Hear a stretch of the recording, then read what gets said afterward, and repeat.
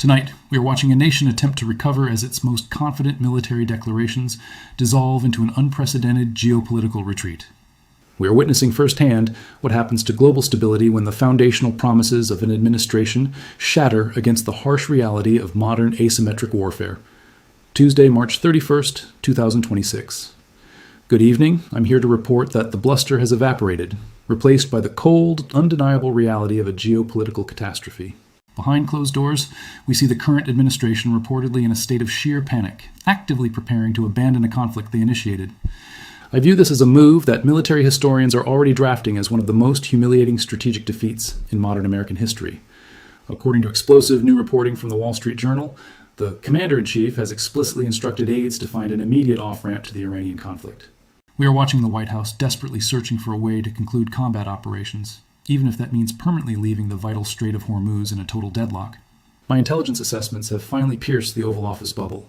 Defense officials are admitting to us that any forced military operation to reopen the strait would drag the United States into a prolonged, unwinnable quagmire far past their initial 4 to 6 week timeline.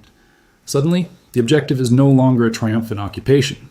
I can see the administration frantically attempting to rebrand a full-scale retreat as a localized victory, claiming their new goal is simply degrading Iranian conventional military capabilities. Furthermore, ground operations, once loudly championed as the ultimate solution, have been quietly scrubbed from the priority list. I want you to notice the sudden shift in rhetoric. We are operating in 2026. Modern warfare is not decided by conventional tank battalions or legacy air power. The battle space is completely dominated by first-person view FPV drone swarms, loitering munitions, and precision ballistic missiles. You cannot claim victory by defeating a conventional army that is systematically dismantling your infrastructure with advanced asymmetric technology. I want to pause here and ask for your perspective. Do you believe the era of traditional American military dominance is officially over? Let me know down in the comments what you think about this rapid shift in modern warfare. I ask you to recall the absolute confidence radiating from Washington just weeks ago. The narrative was uncompromising. We are executing regime change. The Iranian public will flood the streets in gratitude. The nuclear program will be erased and the missile stockpiles obliterated. None of that materialized. Instead, we are witnessing an administration moving the goalposts in real time. Look at the recent directives published by the State Department. Top diplomats, including Marco Rubio, are now outlining entirely new downgraded objectives. Destroying the Iranian Air Force, neutralizing their navy, and diminishing missile launching capabilities. Wait, did not the president explicitly claim last week that Iran's missile capabilities were already fully obliterated? The contradictions are glaring to us. Notice what I find entirely absent from the State Department's new checklist. Regime change, nuclear dismantlement, securing the Strait of Hormuz. All of the foundational justifications for this unlawful conflict have vanished. The strategic fallout is absolute. The Iranian parliament recently codified a law claiming total sovereign ownership over the Strait of Hormuz. They are now actively charging transit tolls to foreign allies while entirely blockading the United States and Israel. By initiating this conflict, I believe the administration handed control of the globe's most critical energy artery directly to Tehran. Simultaneously, sanctions on both Iranian and Russian oil exports have effectively collapsed. If the administration's definition of winning involves massively empowering Moscow, Beijing, and Tehran, they have achieved a spectacular victory. For the United States, however, I see it as a devastating surrender. Tehran is not hiding its amusement. The Iranian Foreign Ministry recently mocked Washington on social media, sarcastically thanking the president for his threats and announcing the strait was open exclusively for Chinese petroleum tankers. The ripple effects are tearing through Allied command structures. The Israeli military is reportedly facing a catastrophic resource breakdown. Facing critical supply shortages, the IDF is abruptly shifting its operational focus away from hardened military targets and directing fire toward Iranian civilian and economic infrastructure, specifically gas pipelines and steel plants. Let us be absolutely clear. Systematically targeting civilian energy and economic infrastructure is a grave violation of international law. It also triggers an immediate symmetrical response. Iran has mercilessly retaliated by obliterating the steel and energy grids of its Arab neighbors.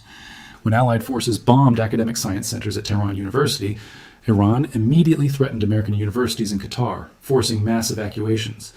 13 major United States military bases across the Middle East currently sit completely abandoned. Over the last 48 hours alone, Iranian precision strikes crippled a massive Kuwaiti oil tanker off the coast of Dubai and leveled an oil depot in Haifa.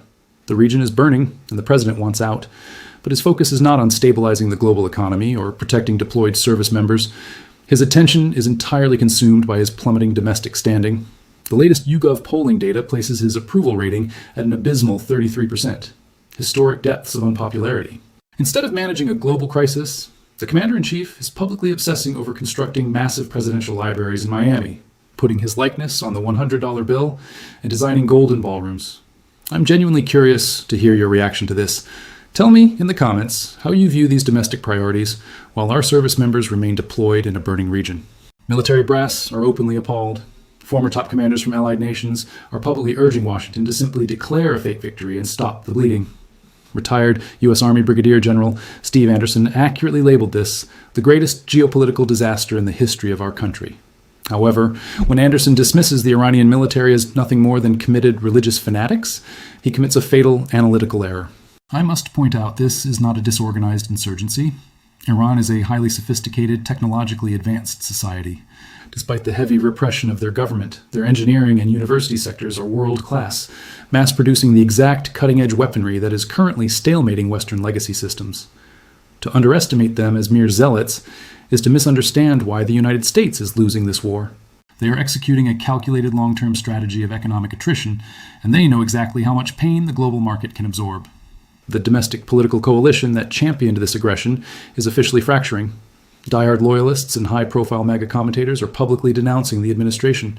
Supporters who defended the president for a decade are taking to social media, furious that their children are being deployed to fight. A disastrous foreign war that completely contradicts the America First isolationism they were promised.